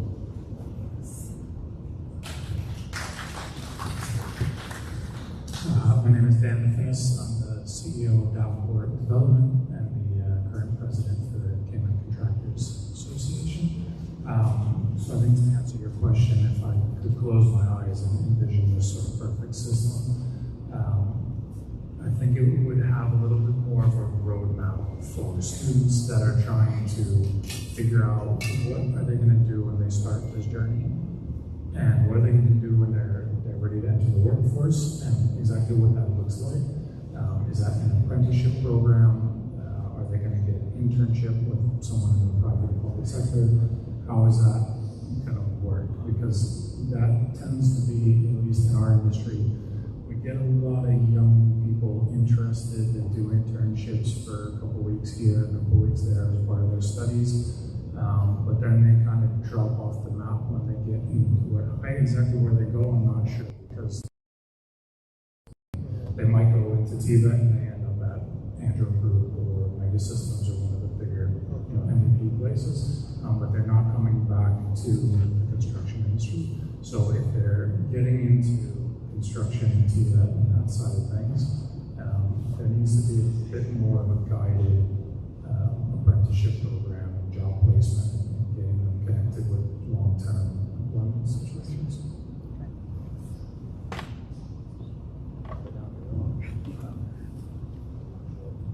Good evening, everyone. Can the people who are students in the school, you raise your hands? First off, I want to congratulate you for coming this evening. Put your hands together for them. One of the challenges I see, and I've been at the Chamber of Commerce, I'll be in my 30th year at the Chamber of Commerce beginning in November. So when I first arrived in 1986, and I married a Humanian, so I'm Humanian now. So just so you know, I'm not the white American on the stage. At the end of the day, when I first arrived here, there were 24,000 people.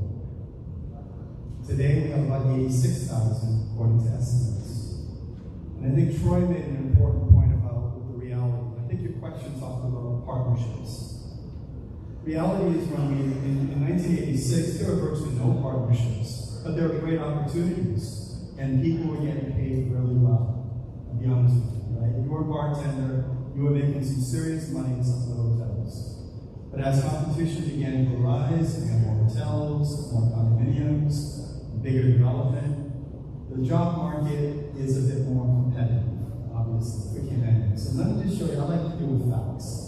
And I think Troy mentioned facts. So let's talk about the facts. Right now, according to the last labor market survey, maybe some of you know this already, I won't bore you too much. There are 56,355 people who are currently employed in Cayman Islands. 37% were Caymanian, according to these statistics. And then if you look at that, you say, well, where are the jobs? And everyone has this belief that financial services contributes more than 65% to our economy, right? In terms of overall. But if you look at the workforce, they only represent 7.1%. And then the construction industry, VOTEC and those types, that's 16% of the jobs. So the reality is, the opportunities really are existing in VOTEC. And we have to encourage our students to understand that this is an industry that's going to grow. And I tell people this too. Look at Cayman's development right now.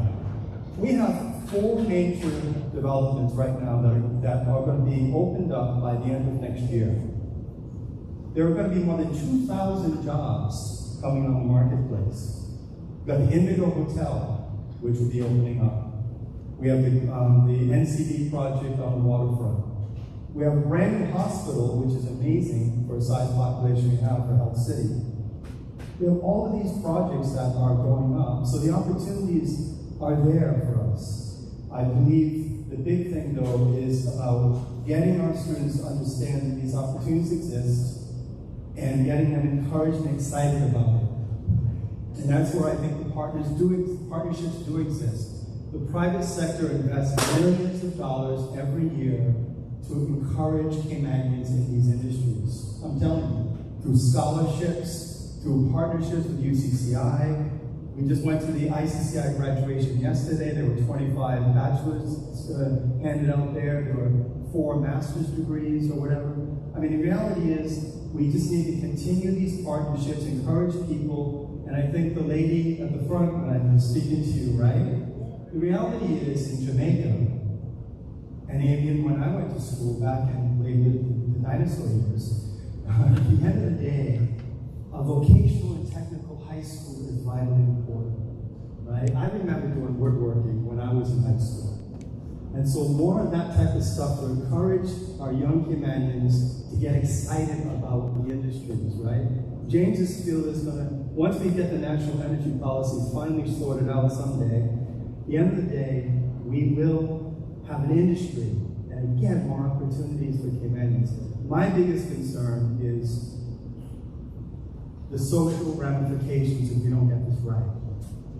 As we continue to grow, what happens when our population gets 150,000 people, and then only 25% of the workforce is Caymanian?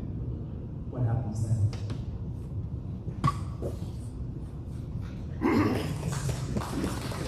can see, these are really some seasoned people in their respective fields. So I'm going to open it up for any audience questions. Please take a moment to formulate your thoughts here. Here's another question. There's all kinds of opportunities happening, and Will just talked about a few of them. What's coming around the corner in your respective sectors? I know we have tourism, green economy, construction. What's coming around the corner, and what are you looking out for, and what should everyone else here care about? I would say, you know, IT and healthcare. Healthcare is going to take off in such a dramatic way. A lot of people who came out don't understand the underground kind of healthcare movement that we have. By what I mean by underground is the small doctors' offices that are sprung up all around 7 Mile Beach.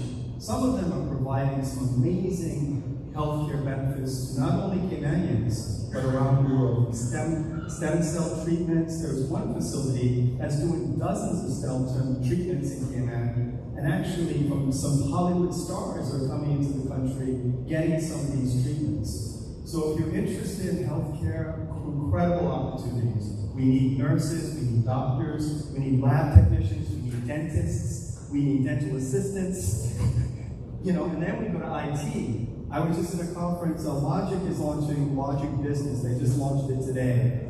And Logic Business is going to be expanding their business offerings. And they're going to need more IT professionals, particularly in cybersecurity.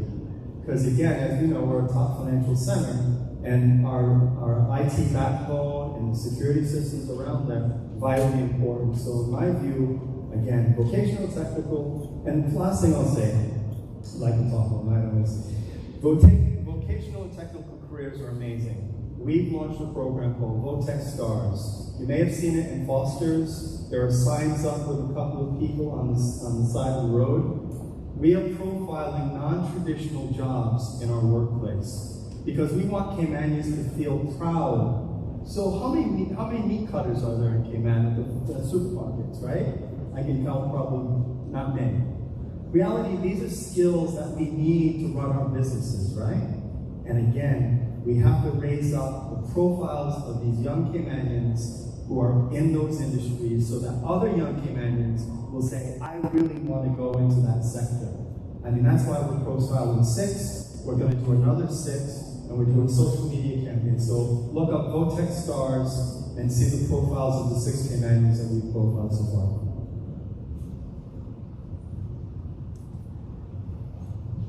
I would say in my field, it is definitely energy storage and automation. Solar has been around for more than half a century. We understand the technology. The technology itself does have its limitations in and of itself. What we all expect when we get home is that lights are going to come on. We expect the lights in this room to stay on. Solar energy is intermittent power, just like things like wind and so forth. But what we've found in the last decade is we've been the game changer for renewable energy. And so what you're going to find now and going forward is distributed generation, i.e. solar in your home and your business, can now be aggregated, and that power can be on demand. That was never possible before with regards to just solar energy. If a cloud came over your house, your solar energy got off. Well, now that's no longer the case. And so because of that, it allows for the democratization of energy. Historically, energy has not been democratized. Fossil fuels required huge generators, big plants, huge capital expenditures, tens if not hundreds of billions of dollars. And so that's why you get natural monopolies and things like that, because very few entities can own that. Nowadays, you can have some of your house, you can have some of your house, I can have some of my house, I can have some of my business. And the challenge now is that because of this democratization of energy, it is a threat to the legacy business model, right? Our own utility is a monopoly. It's been a monopoly for more than half a century. It doesn't want to give up its monopoly. It doesn't want you to generate. It doesn't want you to generate. It wants to generate. And so the technology and the energy storage, the automation, and the fact that distributed generation now is very democratizing, that's part of the challenge now moving forward. But that's also the opportunity, right? Because that's where, again, you talk about cars being run by computers. The solar industry is a lot more than just putting a panel on the roof. These are power plants. And so, you know, when Cayman has solar on every rooftop, what you're going to find is that there's an industry of independent power producers that aggregate all of your home's power and sell it to the utility at night. They sell it for X cents, and they pay you for the energy that you use at your house. So not only is your solar system producing power in the day, you're actually making more money by selling the power when it's more valuable at night.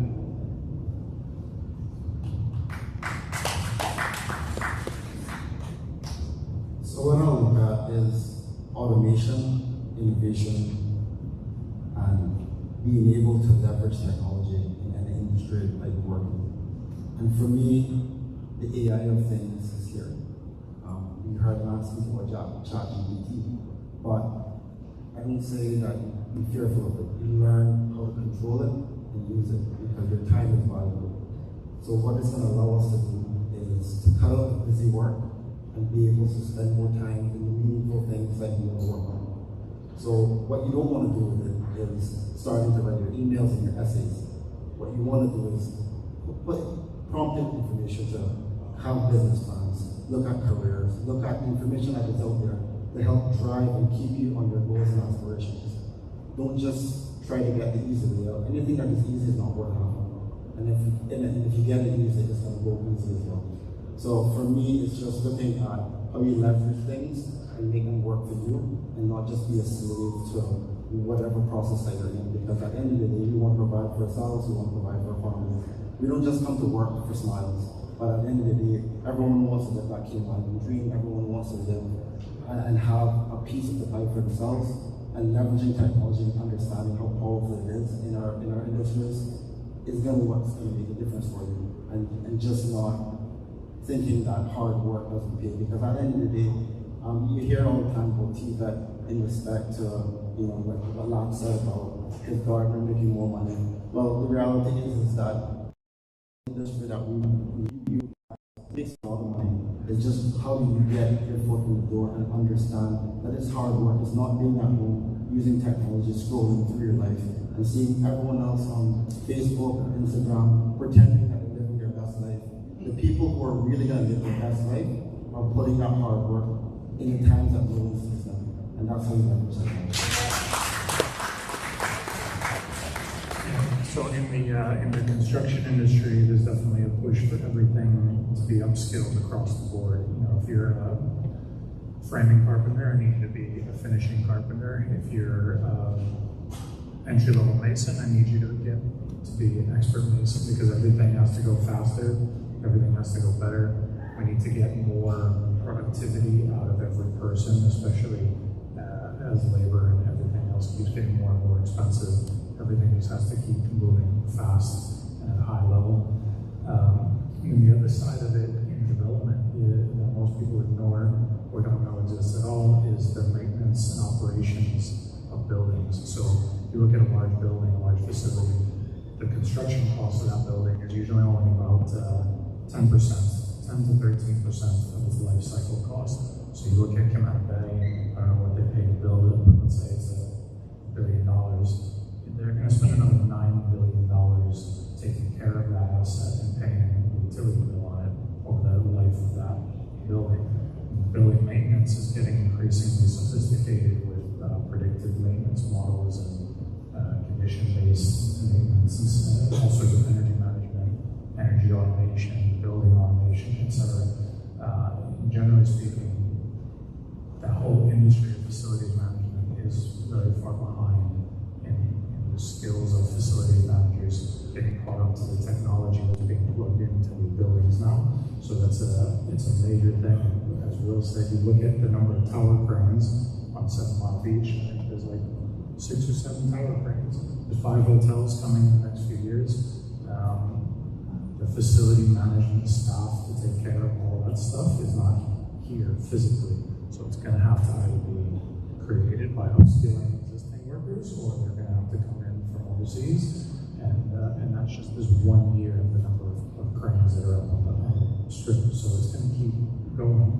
And there's a tremendous amount of infrastructure that needs to be, manage to deal with that from electricity, water, sewer. We don't have sewer here except from 7 Mile Beach. So everyone else has to have their own self-contained sewage plant. If you didn't know that, now you know.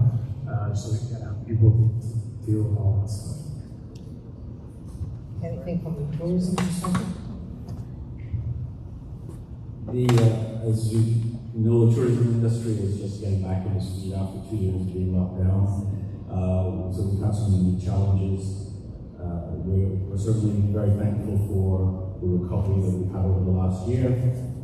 We have seen a tremendous growth in employment or re-employment in the tourism industry over the last 12 months, and we're actually still understaffed. So we as an industry are continuing to employ, and as Will said, there are actually 4 major hotel projects that are coming on board. One thing I would really like to say, and it's not only the tourism industry, but I think almost you could just look at the Cayman's industry in general. We're a very service-oriented economy. As a percentage, our manufacturing is very little, our agriculture is very little, obviously government administration is another area. But what I'm saying is that we are predominantly a service economy. And I think that we need to pay more attention to training our young people, maybe from primary school, interpersonal skills, employee skills, management skills. As a young entrepreneur, how do you employ and retain skills? We're a service economy, and I would like to see more education on customer service, because that's the failing that, from my personal experience and people in the tourism industry that I talk to, in terms of recruiting, the skill set might be there. They may be able to drive a boat, or be a server, or maybe have culinary skills. But where we're lacking is that ability to elevate those technical skills into excellent customer services skills. Our tourism economy, we serve a premium visitor. So where we are struggling as an industry is making sure that we can bring Caymanians into the industry and take them all the way up. If we're not able to do that, as our tourism economy expands, unfortunately, we're going to have to bring in more and more foreign workers, which of course is going to dilute the Caymanian flavor that's in the tourism industry. We need to pay more attention to service education. I promised audience questions. We can have maybe one quick question. A young person?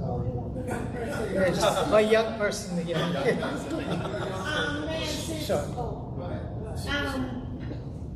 It's not a question. I think I can speak to the fact that I attended a technical school. I'm a product of a technical school. I taught at a technical school, and the world, all industries in this world is run by technical education, technical skills. And I hope the day will come when Cayman will understand that we need a technical school. When I walk around Cayman, my passport here, right? The persons we find in the construction company, they're from technical education. Our students build the walls. We don't need construction workers to come in and build it. We had students who build out walls, repair our furniture. We were able to buy chicken from them, vegetables, all of that in a technical school. Trust me, it is the way to go. Yeah. Thank you very much. I want to share an experience and then ask a question, right? Several years ago, when I was an immigration officer, I had a chance to volunteer at one of the career fairs at one of the hotels. And I remember I was not in uniform at the time, so the person used to not know. And she made this comment that she wouldn't want to lose her job. Now, this is a person who's not from here. She's supposed to be encouraging these Caymanian students to come into the workplace in that particular industry, but yet she's discouraging them by saying that she would want to lose her job. Now, is it possible, and based on what you said, Mr. Piddle, and the gentleman from Davenport, I love what you said in terms of apprenticeship and internship should be for long-term employment. And I think the student from RESEMBID kind of alluded to that and didn't want to go too much into it, but that's fine. Is it possible that there is such a thing as called as bogus empowerment, meaning people are placed in positions just to say that they're in some type of apprenticeship or internship, but not necessarily because we want to stay here or be involved in this for a very long time? Is it possible that when the Caymanian student comes there, they're not welcome, they don't feel appreciated or feel as if this is something that I want to be a part of because of how they're treated? Now, I know there are some that have some issues and we deal with that kind of thing, but I also believe that there is bogus empowerment as well. Who would like to take that? So that's an interesting question. So I'll give you just sort of a brief anecdotal story. So we got this email maybe a year ago from a young Caymanian guy, and he wanted a civil engineering internship with Davenport. And we don't employ any civil engineers. I happen to be a mechanical engineer, but that's not what I do by trade. So anyhow, I had a chat with this guy. I said, I can't really help you, but why don't you come in, let's talk. And I got his story. He was going to university in the fall, et cetera, et cetera. And I said, well, why don't you come spend some hours during the week on our construction site, because at least you can get the day-to-day experience of a construction site, and when you get to civil engineering university, you'll have a leg up on the people that have never seen this. So we started out a couple hours a week, and then it was a couple days a week. Everyone on the team loves him. Nobody could care less where he's from or what his last name is. He's a young man, he wants to learn, he's here, he's learning.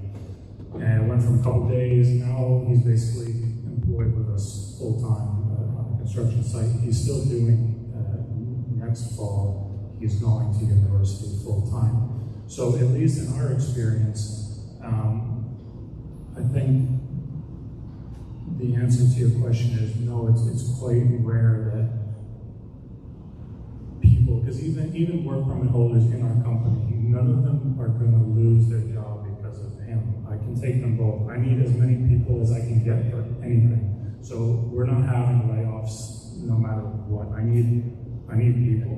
What I do find is very common is young people who are placed in various internships and they don't particularly want to be there. Either mom and dad pushed them into it, or maybe their grades weren't great, so some mentor who's maybe not the best mentor told them, you need to go learn trade, so get in the car and go down to the construction site. And when they're not there, they're not particularly happy, they're not particularly invested. And those are the ones that we tend to see wash out. But we've seen, with this other young man, great. We have a really fantastic partnership with Her Majesty's Prison. They have a program called the ROTL program, which is basically it's a work release program, and it also they take the people through the NCCER program in prison. We don't tell our staff that that's where these people are coming from because it's not appropriate. We keep it very confidential, but they're on our site, they're happy, they're doing their thing, they're invested, they want to be there. So, at least in my experience, I have not seen work permit holders or expatriates being abnormally rude or distant to Caymanians. I think if the Caymanians want to be there and they're ready to go, everyone is happy to have them because we just need people. We have a massive shortage of people, so we want them. So that's more companies like yours. What's that? We need more companies like yours. Yeah, I shouldn't plug Davenport, but yes, they should all be like us. Very cool. Just wanted to touch on that point really quickly as well, because I guess listening to the story, there was a couple students that are in my program in the Public Works Department, the apprentice program that we do have. And while many of them may go through the program quite well, there's a handful that we expect that don't necessarily make it through. And I take those persons on because I want to know those students before they leave. And the reason I take that on is because I dropped out of college in first year. And then very quickly I needed education. So for me, I spend a lot of time in those students who are not, I guess, progressing the way that you would expect them to, because sometimes understanding their stories makes a difference. And there was a couple of students that I sat with, and I realized that they were going through hardships. And the reason they were missing school was that they were working. And they were working so that they could pay for their living expenses. They didn't have a mom, they didn't have a dad, they had kids. And when you sit there and you get to understand the stories a little bit better. And I think as employers, understanding who you're working with is important, because it's easy to judge someone. But understanding them and supporting them, you can see a big turnaround. And what I saw was, I spoke to about 10 students. And out of that 10, we had persons that excelled to top their class. We had at least 2 people dropping out. But what they did was they focused their time where it needed to be. They needed to go back to work, take care of their kids, and then they came back the very next year and applied themselves. So you just want to be present wherever you are and spend that time to understand people and not quickly judge them.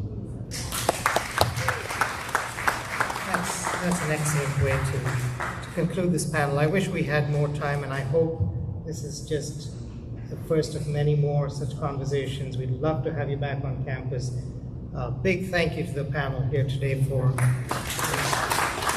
a conversation that was frank, insightful, and practical. Thank you again. It's now my pleasure to hand it over to Dean Paul Cochran. Thank you. Ladies and gentlemen, please give them all a wonderful round of applause. All of the panelists, the educators, the students, and the industry partners. I'm Paul Cochran. It's my pleasure having you this afternoon. I'm the Dean of the Professional and Technical Education and Training Division, and it is indeed an honor to have seen this event come to fruition. I'm here to say thank you quickly before we wrap up, but before we do that, many of you got tickets as you entered, so I'm going to give a few prizes.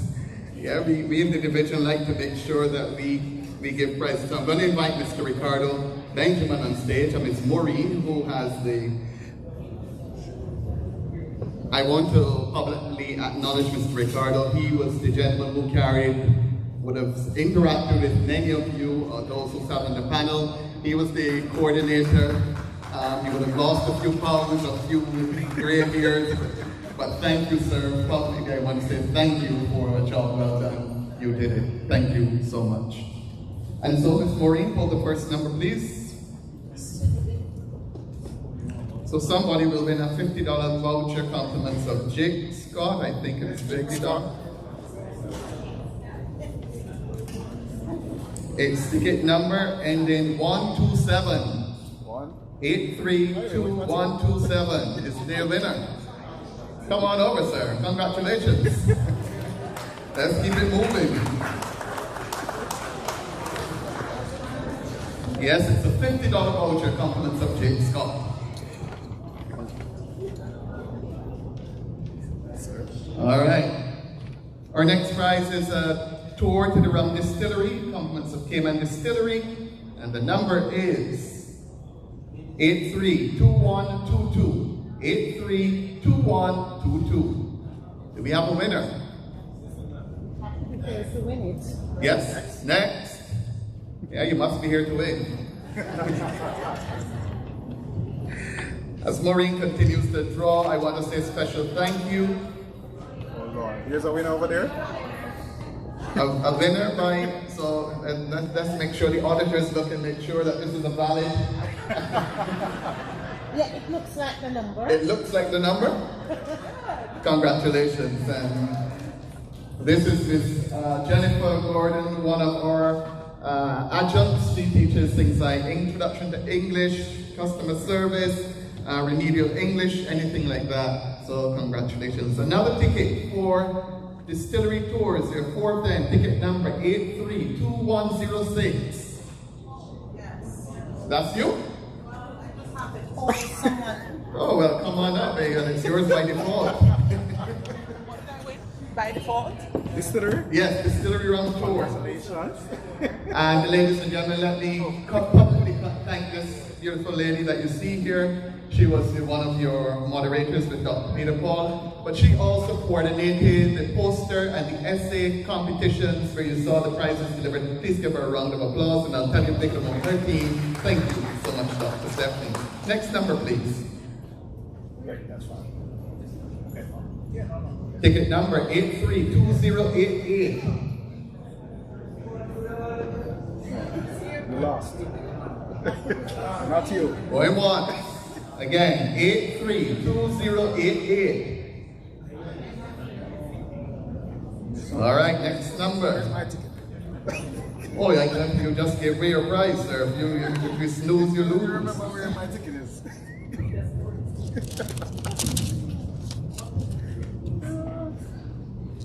Another distillery. Have to go any further. The lady put her own number. She pulled her own number.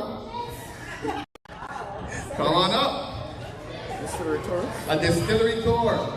Miss Sylvia, one of our panelists. Congratulations, ma'am.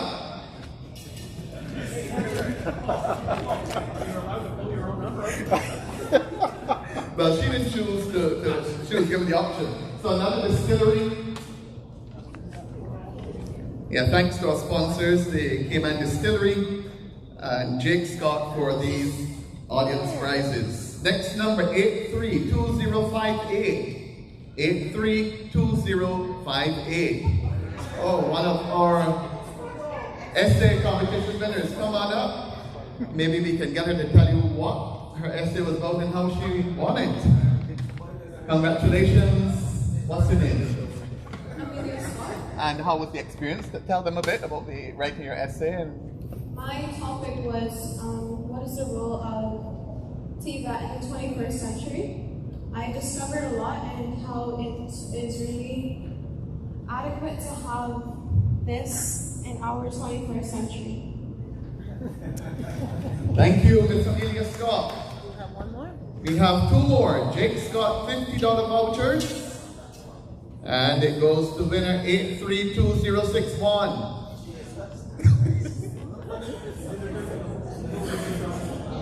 Men? Men are not winning anything? The men not winning. So that's interesting. All the women are winning this evening.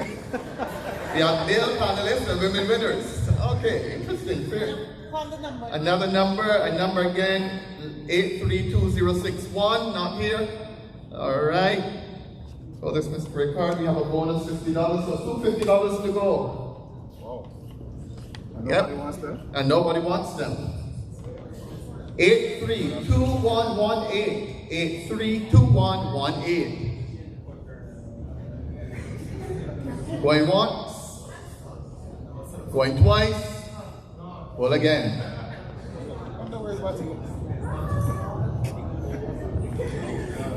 Mr. Henry, do you have anything you want to give away? Are you still? Ticket number 832158. 832158. Nobody? All right, let me pull one. Let me pull a winner. 832052.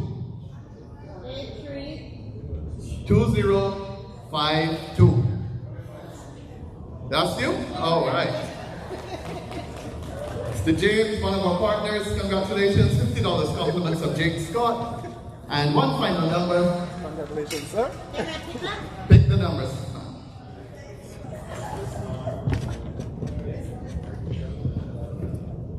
And it's 832079. All right, we have a winner.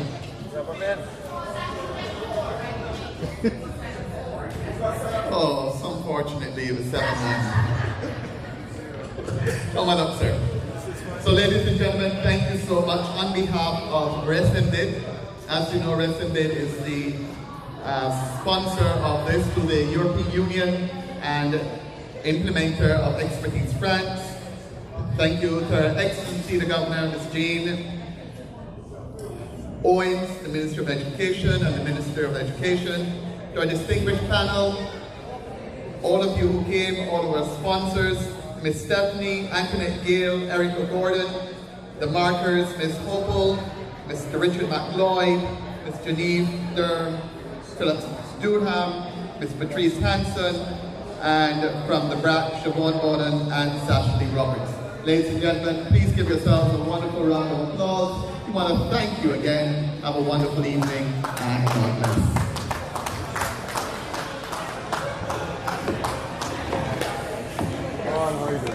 Hi, I'm good, thanks. How are you? Good, job, good. Thank you too. Good. Excellent. All right, that sounds good.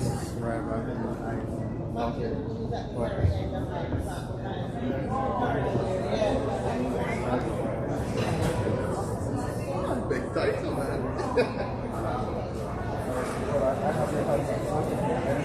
Well, that's it.